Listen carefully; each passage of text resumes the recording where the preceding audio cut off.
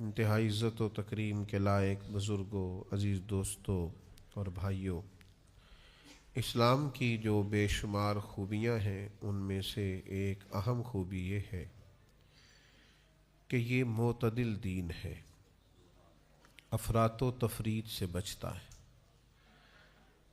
ہمیشہ درمیانی راہ اختیار کرنے کا حکم ارشاد فرماتا ہے، نہ اس طرف جھکتا ہے نہ اس طرف جھکتا ہے، بلکہ حدیث پاک میں ارشاد فرمایا کہ جو درمیانہ راستہ اختیار کرتا ہے وہ کبھی تنگ نہیں ہوتا۔ انسان کو جو خوبصورت تعلیمات دین اسلام نے دی ہیں ان کی بنیادی اور اہم خوبصورتی یہ ہے کہ اس میں افراط و تفریط نہیں ہے، معتدل درمیانہ اور خوبصورت دین ہے۔ اور اللہ تعالیٰ نے قرآن مجید میں یہ ارشاد بھی فرمایا کہ ہم نے تمہیں امت وسط بنایا ہے، تم درمیانی امت ہو۔ ہمارا یہ مزاج ہوتا ہے کہ ہم کسی بھی طرف بعض اوقات بہت زیادہ جھکاؤ کر لیتے ہیں۔ لازمی بات ہے جب ایک طرف جھکاؤ ہوگا کہ دوسری طرف سے صرف نظر ہو جائے گی، تو مبالغے سے بچنا، معتدل رہنا ہر کام میں بڑا ضروری ہے۔ لیکن اللہ تعالیٰ اگر رزق میں وسعت عطا کرے اور آپ کو اللہ تبارک و تعالیٰ اپنی رحمت اور اپنے فضل سے وسائل عطا کرے تو پھر حکم یہ ہے کہ اسراف نہ کرو، فضول خرچی نہ کرو، معتدل طریقوں کے ساتھ اپنے اخراجات کا تعین کرو۔ لوگوں کا خیال یہ ہوتا ہے کہ کمانا ایک فن ہے، ذرائع آمدن بڑھا لینا ایک کمال ہے، اور مختلف کاروبار کرنا، سائیڈ بزنس کرنا یہ شاید کامیابی کی علامت ہے۔ لیکن دانشور یہ کہتے ہیں، بزرگ یہ کہتے ہیں، بڑے لوگ یہ فرماتے ہیں کہ کمانے سے زیادہ مشکل فن بھی اسے لگانا ہے۔ اصل فن یہ ہے، اصل کمال یہ ہے کہ آپ اپنی ضروریات کا تعین کریں۔ 3 حصوں میں تقسیم کی جا سکتی ہیں ضروریات، ایک بہت ضروری، ایک ضروری اور ایک غیر ضروری۔ بہت ضروری کے بغیر تو گزارا ہی نہیں نا۔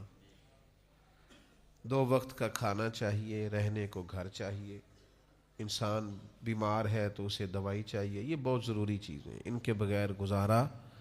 اور کچھ چیزیں صرف ضروری ہوتی ہیں، بہت ضروری نہیں ہوتی۔ مثلا عید آ گئی تو نئے کپڑے چاہیے، کوئی شادی آ گئی تو نیا لباس چاہیے، یہ ضروری ہوتا ہے پر بہت ضروری نہیں ہوتا۔ جب تک انسان جوان ہوتا ہے تو یہ ضروری لگتا ہے،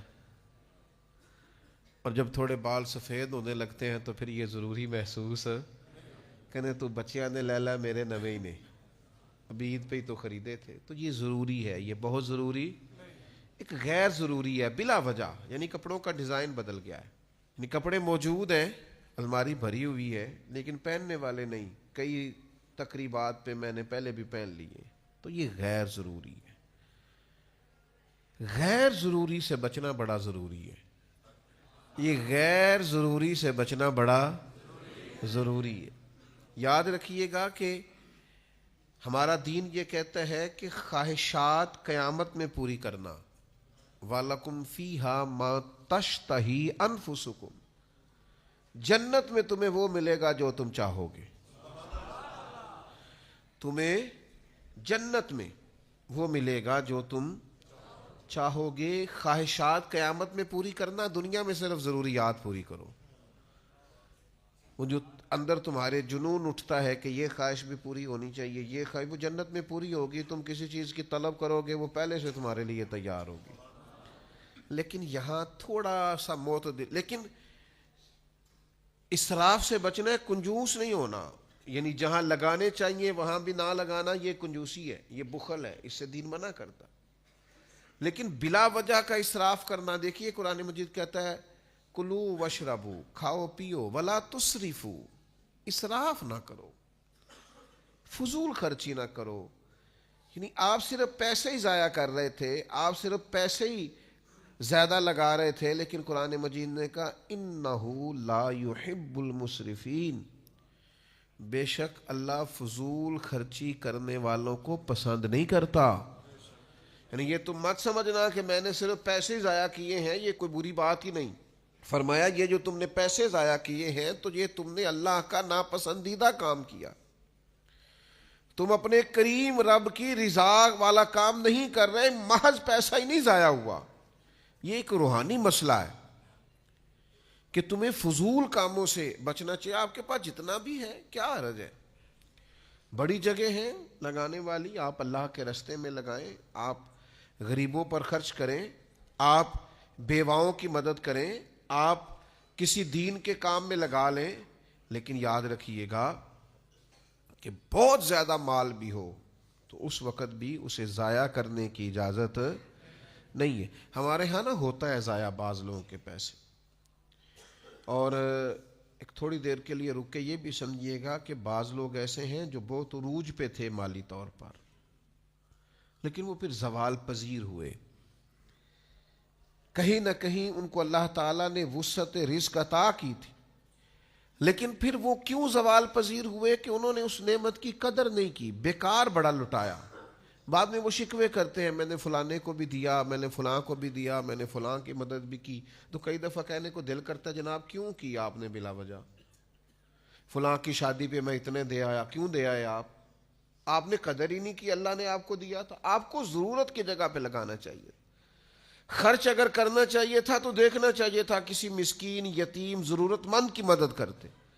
آپ نے بس وہ مجھے فلاں نے بلا لیا اور مجھے اس نے بڑا کہا اور مجھے چودھری مان لیا تو لہذا میں لٹا آیا. تو آپ کے اس رویے نے بے برکتی پیدا کر دی. یہ رویہ یعنی دیکھیے ایک حدیث کی روشنی میں اس سارے مفہوم کو سمجھیے گا. حضور نبی رحمت صلی اللہ تعالی علیہ وسلم کریم ارشاد فرماتے ہیں، میرے نبی پاک صلی اللہ تعالی علیہ وسلم بیان کرتے ہیں، حضور فرماتے ہیں تم نہر پر بھی وضو کر رہے ہو نا، پھر بھی تمہیں پانی ضائع کرنے کی اجازت نہیں.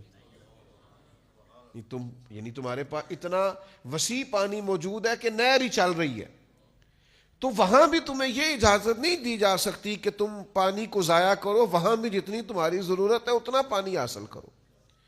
ضیاء کی یہاں بھی گنجائش نہیں ہے.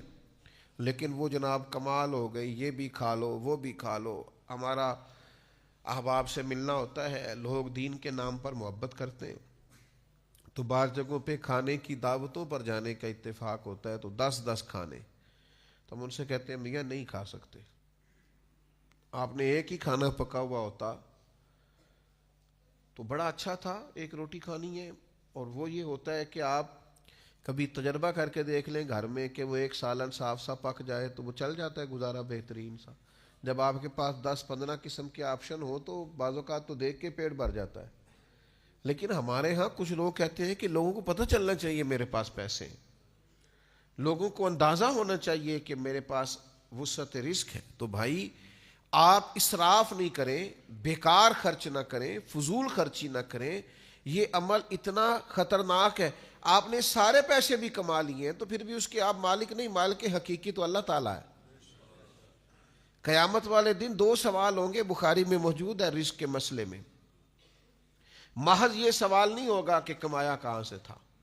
کریم فرماتے ہیں یہ بھی پوچھا جائے گا کہاں سے کمایا، اور یہ بھی پوچھا جائے گا لگایا کہاں پہ. تو یہ جو خرچ کرنے کا تعین ہے یہ بھی آپ دین کے مطابق کریں گے، آپ کو خرچ کرنے کی بابت بھی سوال ہوگا. تو اسراف نہیں کریں. ہمارے ہاں کچھ لوگ بے جا ضائع کرتے، کچھ بیچاروں کی ضروریات پوری نہیں ہوتی، اور کچھ ایسے ہیں جو اسراف کر رہے ہوتے. اس اسراف سے بچیں، اپنے آپ کو اس سے بچائیں. حضرت سلمان فارسی رضی اللہ تعالیٰ عنہ ارشاد فرماتے ہیں، حدیث کے راوی ہیں، ارشاد فرماتے ہیں، ابن ماجہ میں حدیث موجود ہے. آپ فرماتے ہیں کہ میں نے خود نبی پاک علیہ السلام سے سنا، حضور فرمانے لگے جو دنیا میں جتنا پیٹ بھر کے کھائے گا نا، قیامت والے دن اتنا ہی بھوکا رکھا جائے گا. بہت زیادہ سیر ہو کے کھانے کی دین اجازت نہیں دیتا. اگرچہ آپ کے پاس جائز ہے، آپ کا اپنا ہے، آپ مالک ہیں، لیکن حضور نے فرمایا کافر 7 آنتوں سے کھاتا ہے، مومن 1 آنت سے کھاتا ہے. مومن کا کھانا ہی کم ہے، جتنی مرضی بھی پسندیدہ چیز اس کی ہو وہ معتدل طریقے سے کھاتا ہے، وہ کھا کھا کے بیمار تھوڑی ہوگا. تو فرمایا کہ دنیا میں جو جتنا زیادہ پیٹ بھرے گا صبح قیامت اتنا بھوکا رکھا جائے گا. تو میں عرض کروں گا آپ کی خدمت میں کہ کھانے میں اسراف سے بچا جائے. کچھ لوگوں کو بہت زیادہ شوق ہوتا ہے کھانے کا، بہت کھاتے ہیں. یعنی وہ ابھی ٹیبل پہ کھانا لگا ہوا ہے صبح کا ناشتہ اور وہ لطف اندوز ہو رہے ہیں، اسی ٹیبل پر وہ ڈسکس شروع کر دیتے ہیں کہ دوپہر کو کیا پکانا ہے. اور وہیں سے وہ کہہ دیتے ہیں کہ میں نے رات ہی کہہ دیا تھا قصاب سے اور میں نے بہترین سا گوشت اس کو کہہ دیا ہے. بھئی اور بھی غم ہے زمانے میں محبت کے سوا، کھانے پینے کے لیے دنیا میں آئے، ایک چپاتی مل جائے، کوئی سادی سی گزارا ہو جائے گا. یہ کام نہیں ہے ہر وقت. یہ زبان کا ذائقہ ایسا ہے، آپ جس قدر زیادہ یہ لگا لیں گے لگ جائے گا. آپ ایک چیز کھائیں گے دوسری کی یہ طلب کرے گا، تیسری کی طلب کرے گا. اس کو تو آپ نے خود روکنا ہے، اس کی قناعت آپ نے کرنی ہے. حضرت انس بن مالک رضی اللہ تعالیٰ عنہ بیان فرماتے ہیں کہ میرے نبی کریم صلی اللہ تعالیٰ علیہ وسلم نے ارشاد فرمایا، کریم فرمانے لگے جو چاہے طبیعت وہ کھا لینا، یہی تو فضول خرچی ہے.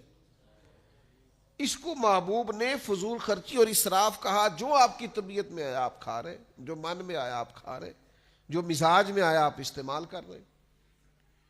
تو یہ درست نہیں ہے. پھر یہ کہ لباس کا بھی یہی معاملہ ہے. لباس ضرورت کے لیے ہوتا ہے، ستر پوشی کے لیے ہوتا ہے، وجود ڈھانپنے کے لیے ہوتا ہے. شریعت اسلامیہ میں لباس کے آداب میں سے ایک ادب یہ ہے کہ تھوڑا کھلا لباس پہنا جائے تاکہ سطر کو صحیح طور پر چھپائے. ایسا چست لباس جس سے جسم اور وجود کے حصے ظاہر ہوں شریعت اسلامیہ محبوب نہیں رکھتی، پسند نہیں کرتی. تو لباس جسم چھپانے کے لیے ہوتا ہے 5 7 10 جوڑے گرمی کے، اور اتنے اگر آپ کے پاس سردی کے ہیں تو یہ بہت زیادہ ہے، بہت کافی. لیکن ڈیزائن بدلتا ہے. یہ میرے دیکھتے دیکھتے ڈیزائن میں نے کئی بدلتے دیکھے. کبھی اونچے کرتے کا رواج آ جاتا ہے تو کبھی نیچے کرتے کا رواج آ جاتا ہے. مجھ سے ناراض نہ ہو جائیں کہیں کچھ دوست. میں کیسا دستور زباں بندی ہے تیری محفل میں، بات کرنے کو ترستی ہے زباں میری. کئی دفعہ کچھ جملے آتے ہیں زبان پر تو اس لیے نہیں کہتے کہ یار یہ شاید شدت نہ ہو جائے کسی معاملے میں. یعنی یہ تنگ پانچوں کا پاجامے کا کچھ عرصہ پہلے رواج آیا تھا کہ تھوڑا سا نا پاجامہ. پہلے تو لوگ پینٹ کو جیبیں لگاتے تھے، پھر شلوار کو لگانے لگے اور اس کا پاجامہ بننے لگا. تو کئی سیانے بزرگ لوگوں نے بھی سلوا لیے، سمجھدار لوگوں نے وہ پاجامے سلوا لیے. تو ایک دوست سے تو میں نے عذرائے محبت پوچھا بھی، میں کہا کتوں بنوایا ہی؟ تو پریشان ہو گیا. میں نے کہا پریشان نہ ہو، میں نے نہیں بنوانا، لیکن آپ پریشان نہ ہو. لیکن ہمارا مزاج یہ ہے، طبیعت یہ ہے، لب و لہجہ یہ ہے کہ ہم اسراف کرتے ہیں، فضول خرچی کرتے ہیں، ہم چیزوں کو سمجھتے نہیں. تو شریعت یہ کہتی ہے کہ آپ بیکار چیزوں سے بچیں، اسراف سے بچیں، غلط جگہ خرچ کرنے سے بچیں. اپنے یہ فن سیکھیں کہ کس طرح کر کے آپ نے اپنے اخراجات کو مینج کرنا ہے.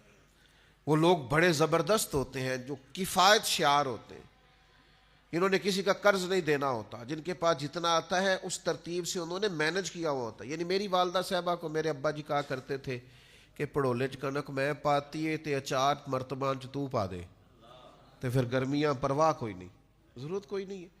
تو آپ اسراف سے جس حد تک بچ سکتے ہیں، جس حد تک بچ سکتے ہیں اپنے آپ کو بچائیں. اور یہ جو لباس آج ہمارا رواج بنا ہے کہ فیشن کا لباس پہننا ہے اور انوکھا سا لباس پہننا ہے اور انفرادی سے کپڑے پہننے ہیں اور ڈیزائن والے کپڑے پہننے ہیں. آپ کو پتہ ہے کتنا سخت حکم صحیح حدیث میں موجود ہے. نبی کریم علیہ الصلوۃ والسلام نے ارشاد فرمایا، جس شخص نے دنیا میں دکھاوے کا لباس پہنا، لوگ مجھے دیکھیں اور مجھ سے میری بہنیں بیٹیاں مائیں ناراض نہ ہو جائیں. یہ عورتوں میں بعض اوقات یہ شدت زیادہ پائی جاتی ہے کہ یہ تو میں نے پچھلی تقریب پہ بھی پہنا تھا، اب یہ کہ میں پھر پہنوں. بڑے بھاری بھرکم لباس، بڑے مہنگے لباس شادی بیاہ کی تقریبات میں جو ایک آدھ دفعہ پہنے جا سکتے ہیں اور پھر وہ ساری رقم ضائع ہو جاتی. اور اس سے ضرورت کیا ہوتی ہے کہ تھوڑا نظر آئے. تو کریم کیا فرماتے ہیں؟ حضور فرمانے لگے کہ جس نے دنیا میں دکھاوے کا لباس پہنا، اللہ قیامت کے دن اسے ذلت کا لباس پہنا دے گا، رسوا کر دیا جائے گا. آپ عاجزی کا، انکساری کا، دیکھیے حضور سادہ لباس پہنتے، سادہ ہوتا لیکن بڑا ہی صاف ستھرا ہوتا، خوشبوؤں کے حلے آتے، نکھرا ہوا ہوتا. یعنی حضور نے پابند کیا اپنے غلاموں کے کہ جمعے والے دن کوئی بغیر غسل کے مسجد میں نہ آئے. آپ کا لباس اجلا ہو، ستھرا ہو، نکھرا ہو، خوبصورت ہو، لیکن یہ ضروری نہیں ہے کہ وہ بہت مہنگا ہو، اس میں بہت زیادہ وسعت پائی جائے اور بہت زیادہ وہ پیسوں کا ہو. آپ اس میں احتیاط کریں اور رزق کو ضائع ہونے سے بچائیں. حضور علیہ السلام گھر تشریف لائے تو ویسے بھی حضور علیہ السلام کے کاشانہ نور میں یہ پہلے سے طریقہ موجود تھا کہ مہینہ مہینہ تو چولہا ہی نہیں جلتا تھا، بس کھجور پانی پہ گزارا ہو گیا. اور کھانا اتنا ہی کھانا چاہیے جس سے کمر سیدھی ہو، بہت زیادہ کھا کے تو انسان بیمار ہو جاتا ہے. تو کریم گھر تشریف لائے تو ایک روٹی کا ٹکڑا چھوٹا سا کسی کونے میں زمین پہ پڑا تھا. اللہ کے محبوب علیہ السلام نے اسے اٹھا لیا اور پھر فرمایا عائشہ اس رزق کی قدر کرو، یہ کسی گھر سے ناراض ہو جائے تو لوٹ کے نہیں آیا کرتا. یہ اللہ نے تمہیں دیا ہے، تمہارے گھر میں وسعت آئی ہے. یعنی اس گھر کی بات ہے جہاں مہینہ مہینہ چولہا نہیں جلتا، لیکن اب کس طرح سے رزق ضائع ہوتا ہے، کس طرح سے سرمایہ ضائع ہوتا ہے، کس طرح سے کچرے کے ڈھیر میں چیزیں ملتی ہیں، کس طرح سے ہم اپنی چیزوں کا خیال نہیں کرتے، احتیاط نہیں کرتے. تو جب آپ احتیاط کرتے ہیں، جب آپ کے رویے کے اندر تھوڑا سا اسراف سے بچنا ہوتا ہے، آپ کا طرز زندگی محتاط ہوتا ہے. زندگی میں سب سے زیادہ معزز وہ شخص ہوتا ہے جو قناعت پسند ہوتا ہے، جسے کسی کے سامنے ہاتھ نہیں پھیلانا پڑتا. یہ سب سے بڑی زندگی کے اندر وقار والی چیز ہے. اب دیکھیے نا مسند امام احمد بن حنبل میں یہ حدیث کیسے چمکتی ہے اور اس کے لفظوں کا حسن اور حضور کے بتانے کی رانائی دیکھیے گا. ایک صحابی نے عرض کی حضور عزت کیا ہے؟ فرمایا رب نے جو تجھے دیا ہے اس پہ راضی ہو جا، اللہ عزت عطا کر دے گا. تو یا رسول اللہ صلی اللہ علیہ وسلم ذلت کیا ہے؟ تو محبوب فرمانے لگے لالچ نہ کرنا، ہرس نہ کرنا، کسی کے پیسوں کی طرف نہ دیکھنا، کسی کی جیب پر نظر نہ کرنا، ورنہ تو ذلیل ہو جائے گا. ہرس، ہوس، طمع یہ بندے کو رسوا کر دیتا. اور اللہ نے جو دیا ہے اس پر قناعت اختیار کرنا، اس میں اپنے اخراجات کو مینج کرنا، بغیر ہاتھ پھیلائے کفایت شعاری کے ساتھ اپنے معاملات زندگی کو چلانا، اللہ نے جو دیا ہے اس کے اندر رہ کے اپنا وقت گزارنا، یہ عزت والا معاملہ ہے. ہم شکوہ کر رہے ہوتے ہیں لوگوں کا، فلاں بڑا امیر ہے میرا بھائی پر میری طرف توجہ نہیں کرتا. او میرے بھائی آپ کو اللہ تعالیٰ نے بڑی نعمتوں سے نوازا ہے، آپ نے دیکھا کیوں امیر بھائی کی طرف؟ فلاں رشتہ دار بڑا آگے نکل گیا، آپ کیوں شکوہ کر رہے ہیں اس کا؟ جو رازق اس کا ہے وہی آپ کا ہے. ہارون رشید حج کر کے آ رہے تھے تو اونٹنی کے دائیں بائیں آگے پیچھے لوگ نعرے لگا رہے ہیں اور جناب کیا بات ہے. نفس نہ اس سے بڑی تسکین کشید کرتا ہے، بڑا لطف لیتا ہے. تو وہ بڑا خوش تھا اور بڑا راضی تھا. آپ کو پتا ہے ایسے ایسے کرنے میں، جلسوں میں، محفلوں میں بڑا مزہ آتا ہے کہ مطلب لوگ جو ہیں وہ میرے منتظر ہیں اور سینکڑوں لوگ بیٹھے ہیں کہ صاحب آ رہے ہیں. ہارون رشید بڑا خوش ہو رہا تھا تو ایک ٹیلے پہ، ایک ٹبے پہ حضرت بہلول دانا بیٹھے کچھ چبا رہے تھے ہلکا ہلکا. تو ذرا سا دیکھا ہارون رشید کی طرف تو بڑا معنی خیز سا مسکرائے.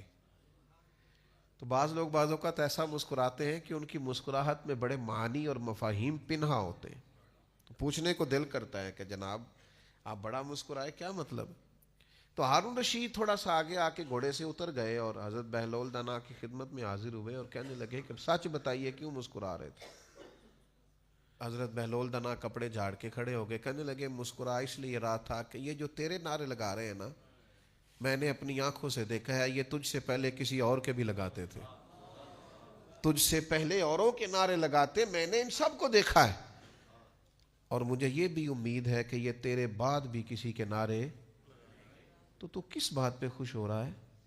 یہ تو تلک الایام نداولھا بین الناس، اللہ لوگوں کے دن پھیر دیتا ہے، بدل دیتا ہے دنوں کو. تو یہ جو آج تیرے نعرے لگ رہے ہیں یہ کل کسی اور کے بھی لگیں گے. تو ہارون رشید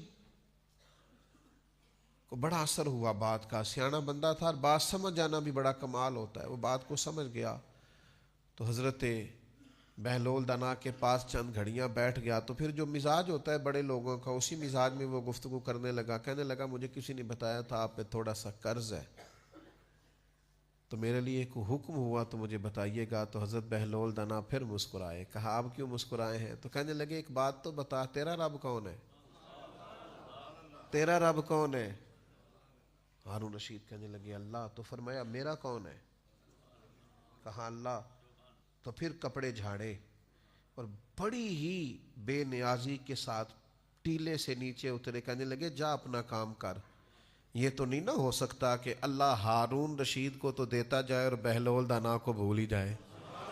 میرے رب کو پتہ ہے کسے کیا چاہیے، لہٰذا میرے مالک نے جو دیا ہے اس پر راضی ہوں.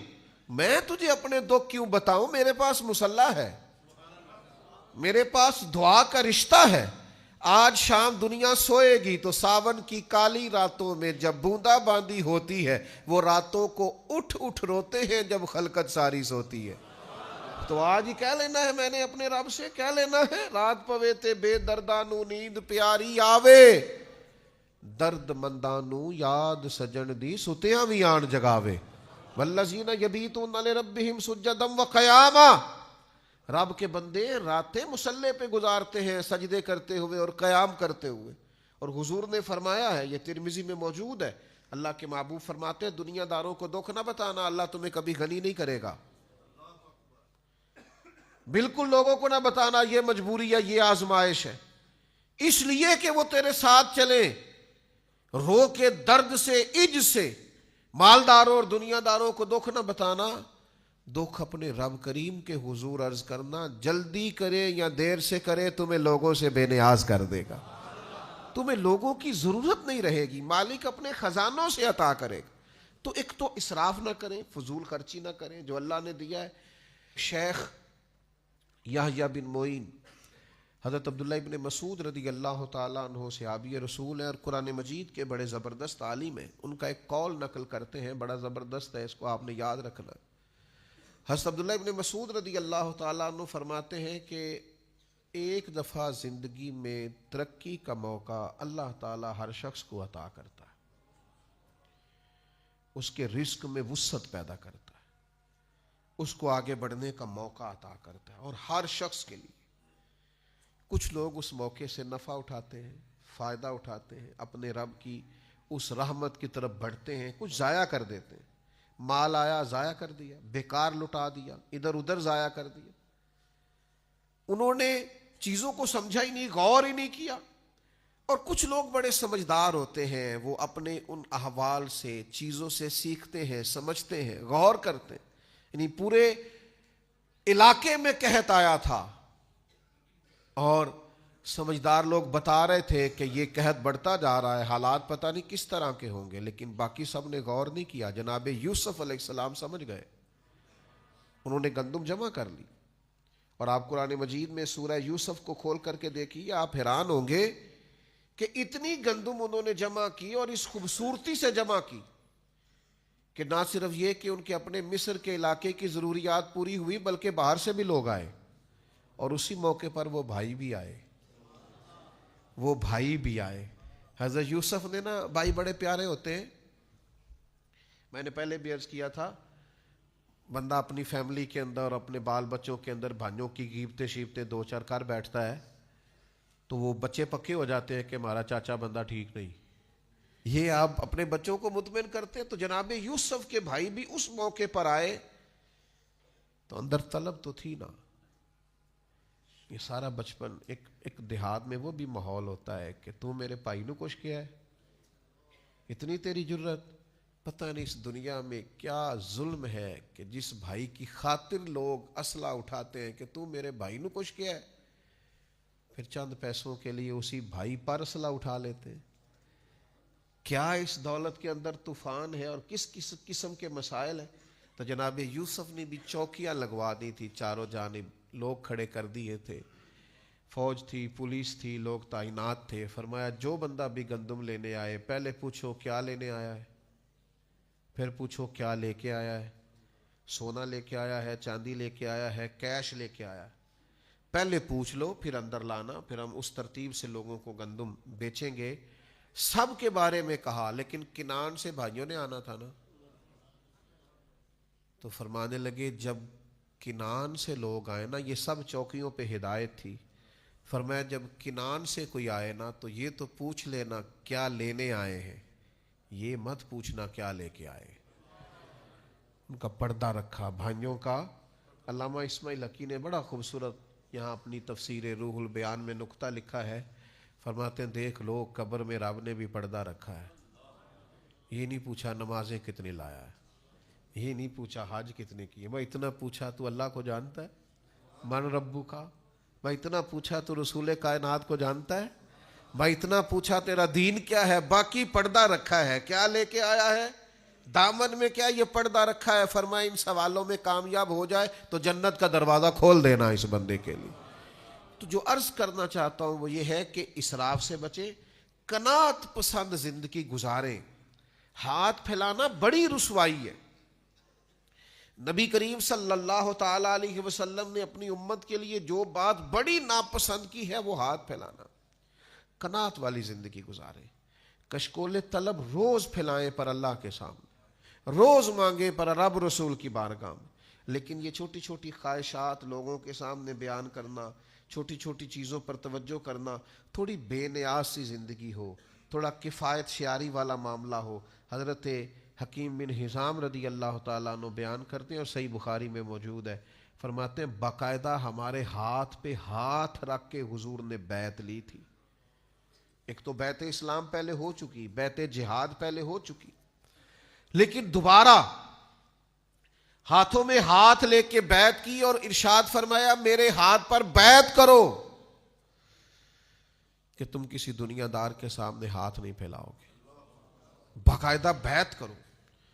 ذرا ذرا سی بات پہ اپنا وقار کھو بیٹھنا, ذرا ذرا سی بات پہ سوالی بن جانا, ذرا ذرا سی بات پہ عاجزی دکھانا, مسکین بننا. 2000 دینار کا جوڑا پہن کے حضرت غوث اعظم جمعہ پڑھاتے تھے شیخ عبد القادر. 2000 دینار کا. تو اہلیہ کہتی تھی حضرت شام کا تو کھانا کوئی نہیں گھر میں. فرمانے لگے یہ لباس اس لیے پہنتا ہوں کہ کوئی مجھے سوالی نہ سمجھے, کوئی یہ نہ کہے کہ ہمارے شیخ کو ضرورت ہے تو میں تھوڑا ان کے گھر میں لنگر پہنچاؤں. یہ لباس اس لیے پہنتا ہوں کہ میرا اور میرے رب کا راز قائم رہے. حضرت حکیم بن حزام فرماتے کہ بیعت لی سرکار نے اور فرمایا یہاں میرے ہاتھ پر بیعت کرو کہ تم کسی کے سامنے سوال قربان جائیں. 80 سال سے زیادہ عمر ہو گئی تھی حضرت حکیم بن حزام. گھوڑے پہ بیٹھے ہوتے تھے, ہاتھ سے درہ گر گیا, خادم قریب کھڑا تھا, غلام قریب کھڑا تھا, اسے نہیں کہا کہ میرا درہ پکڑا دے, گھوڑے سے نیچے اترے, پھر درہ اٹھایا, دوبارہ گھوڑے پہ سوار ہونے لگے تو بڑھاپا تھا, کچھ تکلیف ہوئی, ذرا مشکل سے چڑھے تو خادم کہنے لگا حضور اتنے سے کام کے لیے اترے تھے تو مجھے بتا دیتے, میں پکڑا دیتا. تو آنکھوں میں آنسو چمک آئے. فرمانے لگے کیسے بتا دیتا, اپنے نبی سے وعدہ کیا ہے کسی کے سامنے ہاتھ نہیں پھیلاؤں گا, کسی سے سوال نہیں کروں گا, جو خود کر سکتا ہوں وہ کسی سے کہوں گا. میرے بھائیوں میرے بزرگوں, زندگی میں اسراف سے بچ کر قناعت پسندی یہ بہت بڑی خودداری ہے.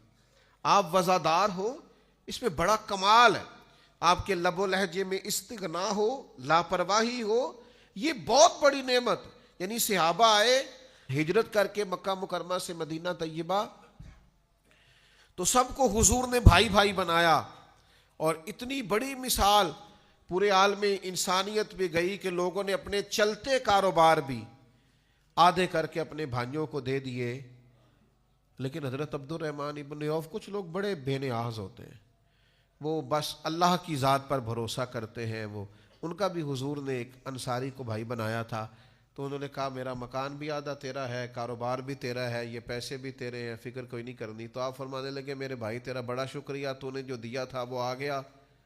مجھے 1 رات ہو گئی ہے مدینے آئے ہوئے, مجھے منڈی کا رستہ بتاؤ, یہاں تجارتی منڈی کہاں ہے, میں انشاءاللہ صبح جاؤں گا اور جا کے محنت کروں گا اور میرا رب فضل فرمائے گا اور مجھے اپنے کرم سے اپنی رحمت سے رزق عطا کرے گا. میری خواہش یہ ہے کہ مجھے اللہ دے اور میں تیرے ساتھ بھی کوئی خدمت کرنے والا بنوں.